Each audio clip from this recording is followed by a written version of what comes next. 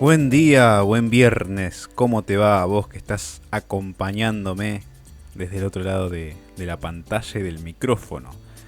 ¿Qué tal? Arrancamos un nuevo mes, sin duda, como decíamos el viernes pasado, ya el sábado fue 1 de marzo de 2025. Arrancamos un nuevo mes. Ojo, no es poca cosa, porque es el mes 3, un cuarto de año. Parece una pavada, pero según el sistema de medida que tomemos, pareciera que falta mucho menos para terminar el año. Si decimos el mes 3 de 12, falta un montón, recién empezamos. Pero si decimos un cuarto, se ve como más chiquito el año. O sea, pensá que en 2 cuartos de año ya estamos en receso de invierno. O sea, 3 meses más.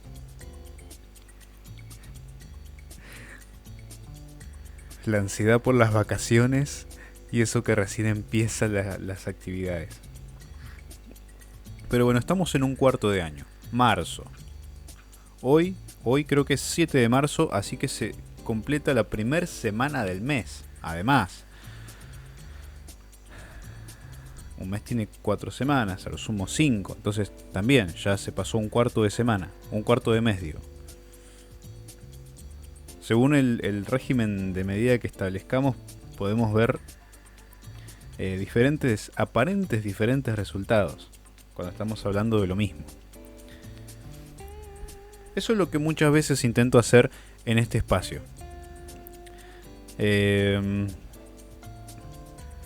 Reflexionar sobre cómo la existencia o no existencia de Dios, la facultad de Dios, sobre su participación y su lugar en nuestras vidas, en la historia del mundo, no depende de que si Dios es o no es capaz de intervenir, sino del sistema de medida que estemos tomando. Vos podés tomar un sistema de medida en el que digas que Dios es bueno, o podés tomar un sistema de medidas en el que digas y determines que Dios es malo, o que es indiferente. Que permite cosas, o darte cuenta que el que las está permitiendo sos vos al no entregárselas a Dios, en todo caso. Entonces, el sistema de medida que nosotros usamos es el que hace la diferencia. ¿Cómo reconocer a Dios? Buscándolo. Es como conocer a cualquier persona. Yo siempre he dicho de mí mismo, y justamente recién estaba pensando en esto, que a la gente conmigo suelen pasarle dos cosas. Nada más. O sea, es así o es así. Dos cosas. Eso fue 4. 2. A la gente conmigo le pasan dos cosas, generalmente, usualmente, cotidianamente, cuando me conocen o cuando me empiezan a conocer. Una de esas cosas es que me conocen poco y me acaban odiando. La otra es que me conocen un poco más y me terminan amando. No exagero, no me la creo, de hecho yo siempre he dicho que para mí es muy difícil hacer amigos o tener gente cercana. No los tengo. O sea, el amigo más cercano que tengo, la última vez que lo vi fue en 2019. Ya pasaron 6 años de eso. Y es el amigo más cercano que tengo. Y tampoco hemos hablado desde entonces. O sea, ni por WhatsApp, ni por Instagram, ni por Facebook. No hemos hablado más. Capaz que le he mandado algún meme por Instagram o él me ha mandado a mí. No hemos hablado más. Y es el amigo más cercano que tengo. Y son muy poquitas personas las que puedo considerar como dentro de mi vida, fuera de mi familia, ¿no? ¿Eso por qué pasa? Yo siempre he dicho que en mi persona hay como una barrera acá en el medio. Si vos te quedaste antes de llegar a esa barrera, me odias. Porque te parece que soy insoportable, que soy pesado, que soy molesto, que tengo malas intenciones, que pienso mal. un montón de cosas. Pero cuando me conoces un poquitito más y cruzas esa barrera, la gente me ama usualmente. Y no lo digo por decir. Pasa así. Yo creo saber la razón. No voy a hablar de eso hoy, lo voy a dejar para más adelante. Porque tengo un motivo, pero estoy intentando certificarlo antes de compartirlo. Pero tengo mi motivo y mi razón de por qué eso pasa y por qué ocurre de esa manera. Pero yo tengo mi razón. Y depende, como decía, del sistema de medida que tomemos. O sea, de cuánto profundicemos en esa medida. También el conocer a Dios y determinar qué es Dios para nosotros. Insignificante no es. O sea, podés ignorarlo e intentar vivir una vida sin Él. Y te puede ir muy bien y todo. Pero después de esta vida lo vas a necesitar. Siempre en algún punto terminamos necesitando de Dios. O sea, Dios no es insignificante ni indiferente a nuestras vidas. Que nosotros seamos indiferentes a Él es otra cosa. Él no es indiferente a las cosas que pasan en este mundo. Nosotros somos indiferentes a las cosas que pasan en este mundo. Porque hay mucha gente que se queja y dice que ¿dónde está Dios cuando ocurre una guerra en el mundo? ¿Y dónde estás vos cuando hay un tipo muriéndose de frío en la calle en tu propio barrio? Porque siempre exigimos de Dios esa demanda que muchas veces nosotros, como personas que critican, no estamos dispuestos a meternos. Y decimos, bueno, no, porque yo tengo mis cosas. Y siempre tenemos una excusa, humanamente. Entonces Dios pareciera no depender de sí mismo o de lo que es, sino de lo que a uno se le ocurre que es Dios, sin conocerlo. Entonces prejuzgamos a Dios. Cuando Dios no tiene ningún problema en intervenir, en estar presente. De hecho, Él está presente. Somos nosotros los que muchas veces no nos dirigimos a Él, no lo miramos. Le damos la espalda. Es fácil darle la espalda a alguien y decir, no está. Claro, lo tengo atrás, no lo veo. Eso pasa con Dios cuando quiere intervenir. Pero cuando confiamos en Él, como decía la vez pasada, y confiamos y depositamos nuestra fe y dejamos todo en sus manos, Dios se hace cargo. Porque Dios espera eso de nosotros, nuestra fe, nuestra confianza. Cuando nosotros confiamos en Él, Él dice, bueno papi, hecho. ¿Qué era lo que te preocupaba? Esto, ya está. Y uno a veces se queda pensando y dice, tan fácil era. ¿Por qué no me dijeron antes así? Capaz te lo dijeron toda tu vida, pero el tema es comprenderlo. Ahí fallamos. Dios es tan inmenso y parece una cosa muy burra lo que estoy diciendo, muy común, pero Dios es tan inmenso que nosotros somos lo que muchas veces no somos capaces de comprender la dimensión de Dios.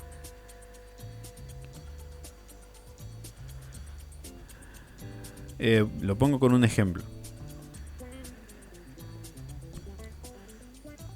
Creo que todos, por cosas que hayan visto al menos en redes sociales o que hayan estudiado, saben que vivimos en un mundo de 3 dimensiones. Hay una dimensión que básicamente sería un punto, no tiene alto, profundo, ni largo, ni ancho, es un punto. Una dimensión. 2 dimensiones, como los dibujos animados de antes, que eran eso, un dibujo. Era algo plano.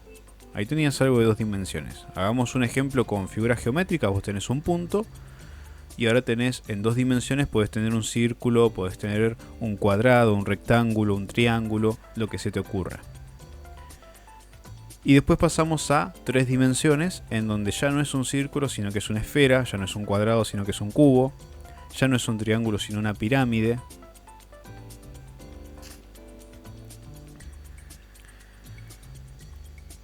Y hay después de esas 3 dimensiones,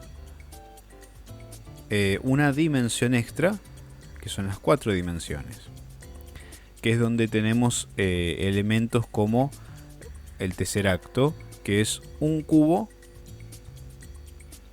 hecho de cubos. O sea, lo que es un cubo conformado por 6 cuadrados, si no me equivoco, ahora tenés un supercubo conformado no por 6 cuadrados, sino por 6 cubos, un hipercubo. Eso sería una realidad en 4 dimensiones. Y siendo realistas, esa imagen de tesseracto ya es difícil de imaginarse, porque no entra en nuestra dimensionalidad, en lo que conocemos, y eso ya lo hace muy difícil de visualizar. Y hay imágenes que intentan representar lo que es un hipercubo o un tesseracto como un elemento en movimiento constante, donde todas las longitudes de sus lados miden lo mismo, pero generalmente se representa como un cuadrado de un cubo dentro de otro cubo. Esa es una representación, pero se aleja mucho de lo que realmente sería a los ojos. ¿Por qué? Porque las líneas que tengo conectando esos cubos se supone que tienen las mismas dimensiones que las que están acá abajo y las que están acá adentro. Y evidentemente las líneas del cubo de adentro y las de afuera no son del mismo tamaño. Entonces no somos capaces de visualizar y de comprender un universo en 4 dimensiones. Ahora yo pregunto, ¿qué pasaría si dijéramos que Dios es un ser de 4 dimensiones? La Biblia habla sobre la presencia de Dios o el reino de Dios, el trono de Dios o el paraíso en lo que es el tercer cielo. El primer cielo sería el cielo, la atmósfera, el cielo que tenemos en la tierra, el cielo humano, digamos, terrestre. El segundo cielo sería, por encima de eso, el universo. Y está el tercer cielo. El tercer cielo sería la presencia de Dios, digamos. ¿Por qué no lo vemos? ¿Por qué no somos capaces de tomar un telescopio, apuntar y ver atmósfera,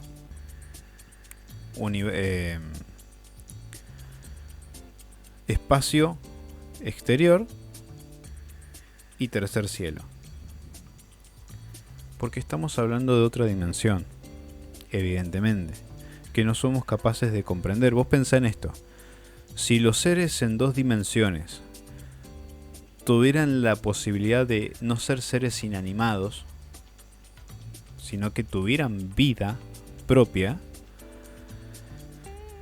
que de por sí no es posible para nosotros darles vida, porque, por ejemplo, si una persona, un ser humano, fuera en 2 dimensiones, tan solo el tracto digestivo partiría a la persona al medio, porque vos no tenés una profundidad para hacer que se rellenen alrededor de los intestinos y la persona siga siendo un entero.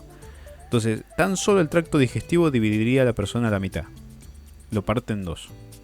Entonces no tenés posibilidad de hacer que un ser de 3 dimensiones, o como lo conocemos en 3 dimensiones, sea factible en 2 dimensiones. Pero sí puedes hacer que un ser de 2 dimensiones sea factible en 3 dimensiones. Porque si vos dibujás a una persona o dibujás a un animal, podés dibujarlo en un plano, pero podés verlo en un mundo en 3 dimensiones. Nosotros podemos interactuar con esas 2 dimensiones o con la una dimensión, pero ellos no con nosotros. En ese caso, por ser inanimados. Y con las 4 dimensiones puede pasar algo similar. Dios puede interactuar con nosotros, y en este caso nosotros, al ser seres animados, podemos interactuar con Él, pero en nuestra condición inferior no podemos verlo. No podemos poner una escalera al cielo y subir hasta ese tercer cielo. No nos es posible por nuestra limitancia. Nos falta una dimensión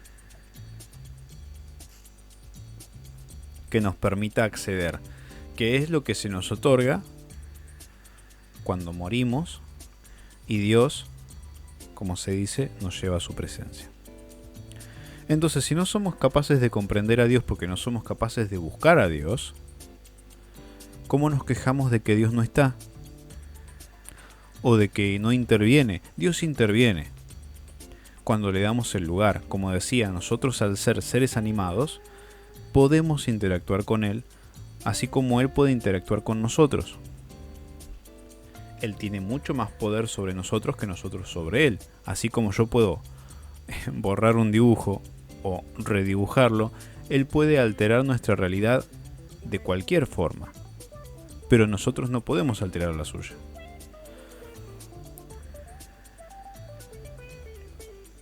Es un poquito complejo capaz todo lo que estoy diciendo. No venía a esto hoy. Pero el tema es, debemos aprender a comprender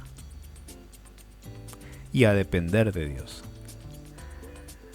Cuando aprendemos a comprender y depender de Dios, las cosas son diferentes para nosotros.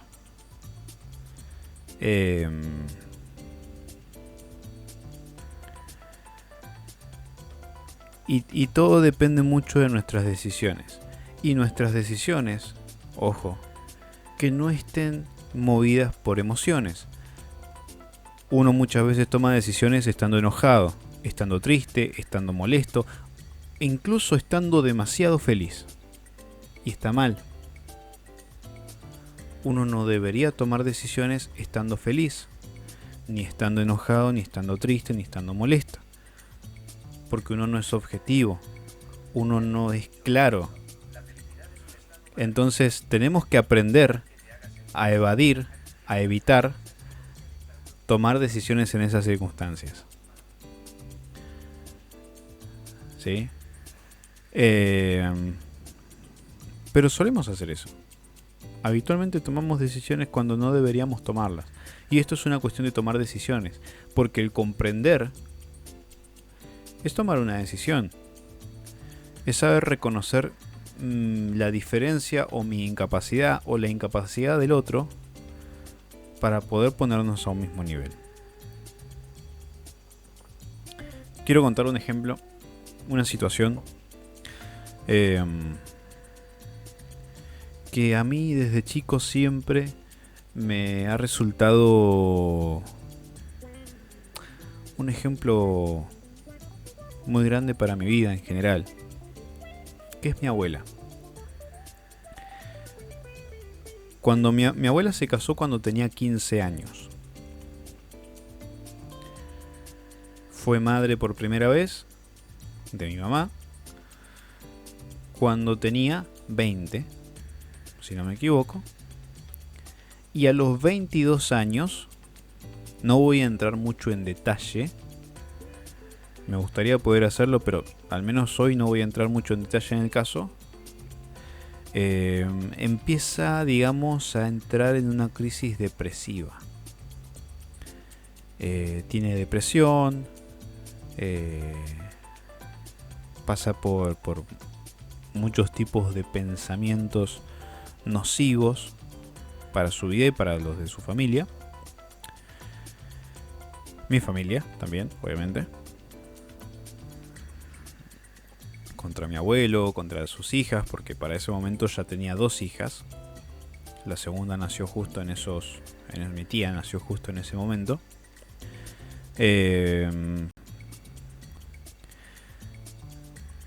Y mi abuela estuvo internada en neuropsiquiátrico 12 años. 12 años tomando pastillas, diferentes tipos de pastillas fuertes y caras para intentar tratarla, pero tratarla no buscando curarla, tratarla buscando, digamos,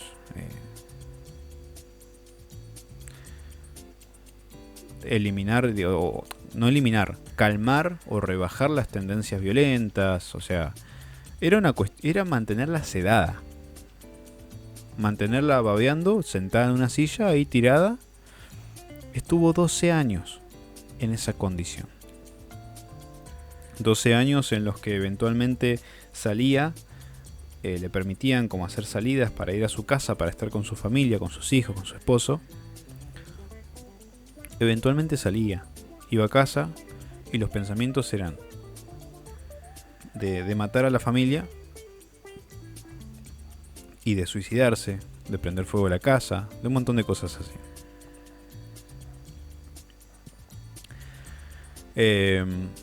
Durante 12 años peleó con eso.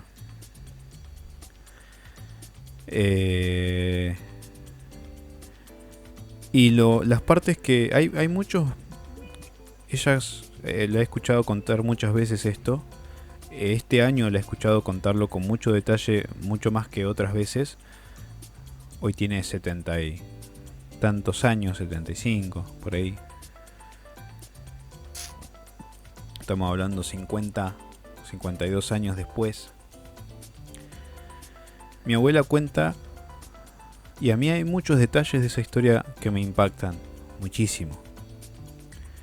Pero en particular hay 2 o 3 que son los que quiero centrarme hoy para lo que estoy diciendo. Que eso es este tema de la comprensión. Y de confiar en Dios, sobre todo. Comprender y confiar en Dios. Porque cuando comprendemos a Dios podemos confiar en Él. Si no lo comprendemos, no. Porque muchas veces parece que Él va en contra nuestra, pareciera. Por eso el programa anterior se llamaba La mala voluntad de Dios, planteándolo desde la mirada humana, que Dios muchas veces pareciera que la voluntad que Él propone para nuestras vidas es mala, ante nuestros ojos. Pero cuando aprendemos a verlo con el lente del cielo, como dice Vicosí, nos damos cuenta que en realidad lo que Dios hace es bueno. Una de esas cosas es que cuando mi abuela la internan y en muchas ocasiones durante esos 12 años, a mi abuelo le dicen, mi abuelo que llevaba 7 años de casado, apenas, mi abuelo que tenía 25 años, más o menos. Entre 24 y 26 años tenía mi abuelo en ese momento, y un poquito más, porque fue 12 años, o sea, ya pasaron los 30 años y él seguía ahí. Los médicos, desde que el momento en que le internaron y vieron el estado en el que estaba y todas las pastillas que tomaba y cómo iba pasando el tiempo y ella seguía ahí, le decían: firme los papeles, déjela internada, firme el divorcio, déjela acá porque no va a salir. Vaya, usted es joven, vaya con sus hijas, rehaga su vida, cásese otra vez. Que era lo más lógico, porque de por sí, en el lugar en donde mi abuela estaba internada, había muchísima gente más internada. Y gente que no estaba tan mal como ella, y que llevaban toda su vida internados ahí. Otros que estarían en condiciones similares y menos iban a salir. Y ya lo sabían porque los profesionales del área ya habían visto un montón de veces gente en ese estado y en esas condiciones y tomando esas drogas. Entonces cuando la vieron entrar y cuando todo lo que le estaban suministrando y demás, le dijeron: señor, lávese las manos, déjela acá, firme los papeles para el divorcio y para dejarla internada y vaya y haga su vida, olvídese. Y la respuesta de mi abuelo, cada ocasión en que le plantearon eso, fue: yo no la voy a dejar, porque aunque ella no me reconozca quién soy yo sé quién es ella. Ella es la mujer con la que yo elegí casarme. Ella es la mujer que yo elegí para formar una vida y una familia, y no la voy a abandonar acá. Ocasión número 1, situación número 1, esa. Situación número 2. Dentro de ese periodo de 12 años, mi abuela queda embarazada. Y los médicos, siempre amables, van y le dicen a mi abuelo: tienen que abortar al bebé. Porque si de por sí una persona, una mujer que toma alcohol o que fuma tabaco, si tiene un bebé tiene malformaciones congénitas, tiene problemas de salud de diferentes tipos, o nacen con partes del cuerpo amputadas o deformes. Si este bebé nace, no va a vivir mucho tiempo. Si este bebé nace, va a nacer con muchísimos problemas de salud, va a requerir cuidado constante, va a nacer con malformaciones, porque está naciendo y está cursando el embarazo durante un periodo en el que ya está consumiendo muchísimas drogas y muy fuertes, que eran las que le recetaban, ¿no? Muchos químicos. Y no puede cursar un embarazo así. Ese bebé va a nacer deforme y va a morir.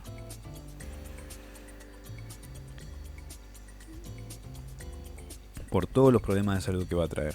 Y es peligroso y no tiene sentido. Abórtenlo. Y la respuesta fue: si Dios dio vida, Dios se va a ocupar. Entonces no vamos a abortar. Y le insistieron, tiene que abortarlo. Y dijo no. Y jamás firmaron el papel. Mi tía hasta el día de hoy creo que es la que menos he visto tomar medicación de las 4 hermanas.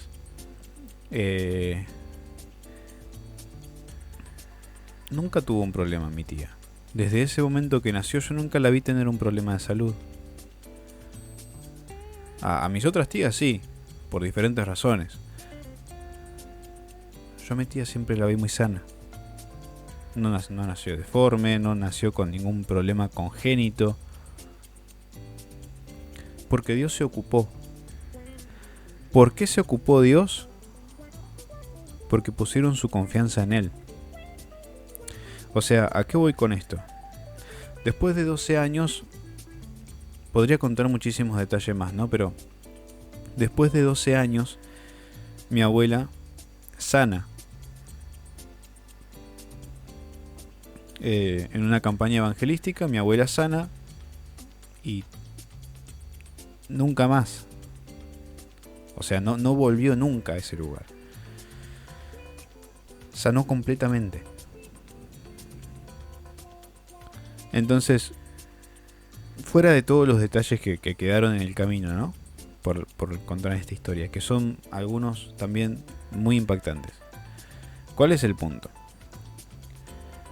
Aún en las condiciones más adversas, en las que a nosotros humanamente, en nuestra dimensionalidad y limitación, nos parece imposible encontrar una solución o una respuesta, cuando confiamos en Dios y dejamos todo en sus manos, Dios tiene una respuesta.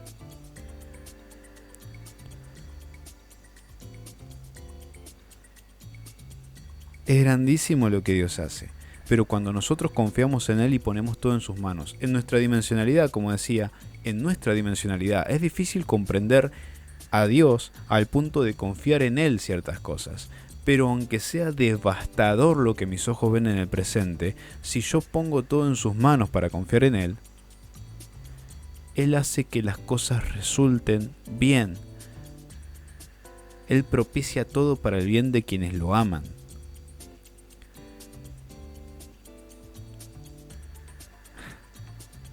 Pero es una cuestión de comprensión. Dios me comprende a mí, en mi condición de pecador, cuando le he fallado. Yo tengo que comprenderlo a Él. De que el hecho de que no todo me salga como yo quiero, o como espero, no significa que Él me está fallando. Y el hecho de que muchas veces las cosas tarden, y de que me haga esperar, o de que el presente no sea prometedor, no significa que el futuro no va a estar lleno de esperanza. Lo dice la Biblia, que Él quiere darnos un futuro lleno de esperanza. Entonces, confiar en Dios es siempre, como vengo diciendo desde el primer programa, es siempre la mejor respuesta, es siempre la salida. Confiar en Dios y dejar todo en sus manos. Comprender la dimensión de Dios. Y saber que Él tiene el poder para hacer que las cosas funcionen y funcionen bien. Confiar en Dios es la mejor decisión que puedes tomar. Conocer a Dios es la mejor decisión. Presentar a Dios, como decía la otra vez, que lo conozcan tus hijos, que lo conozcan tus padres, que lo conozcan tus compañeros, es la mejor cosa que podés hacer. Llevar a Dios a los demás. Porque podés ser indiferente a Él ahora, pero no siempre. Él no es insignificante, aunque intentes ignorarlo. Él no es insignificante. Y algún día, espero que antes de que sea tarde, vas a poder darte cuenta de eso. Muchas gracias por estar acá, compartir conmigo, por escucharme, por visitar este ratito y acompañarme en este intento que hacemos de compartir un mensaje sano, por lo menos, ¿no? A diferencia del contenido que podemos ver 24/7 en redes sociales, algo diferente. Gracias por estar acá. Dios te bendiga y te espero el próximo viernes.